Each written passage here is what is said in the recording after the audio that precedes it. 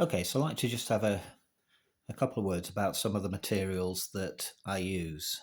I do make, or I do put together a fair amount of my own stuff relatively cheaply. I like to think that that frees up a little bit of free money to go and buy some of the wonderful, readily available commercial scenery items as well. So initially, just having a look at the scatter I've got in this container here. Basically, it's sawdust. It's just dust from a local timber yard. Sieved, very finely sieved. Added a number of different sort of greens to it. Just acrylics, the sort you get from the pound shop or from the works. Mix it all in, get it nice and tacky, lay it all out, let it dry. I tend to oven dry it, take it out, sieve it again, dry it, take it out, sieve it again. And you can use it as it is, or you can mix different grades and different colours. Something that's very popular at the moment are the sort of these husky brown husks as such, which can be anything from sort of fall and autumn leaves to just changing the colour and the dynamic of the scenery that's going on to the bases.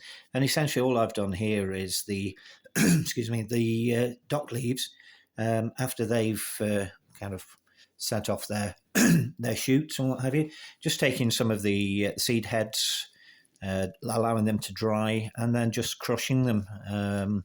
I do have a blender which I use for doing my stuff, but it's not necessary. Put it into some folded tin foil and just run a roller over it. And then moving on to some of the commercial stuff that I use. There's a company down south, Cornwall, I think it is, called Serious Play. I had these from them. These are, I think these are about sort of 5mm tufts, and these are great for any sort of winter scene. You can see the green and the. Let me just bring that a little bit closer up. Yeah, so those are great, and these are from WWS. These were a much bigger tuft. They're all self-adhesive, and actually these tufts here are incredibly adhesive. In saying that, and I'm going to make another video shortly, I do tend to use super glue just to get them absolutely keyed in, and we'll have a look at those in a mo. It's important just going through a few, well, it is for me anyway, as a hobbyist rather than a gamer.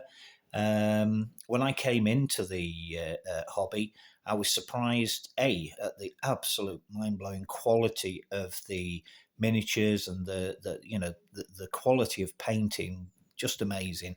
I'm nowhere near that, but I'm happy to learn, even as I'm approaching 60.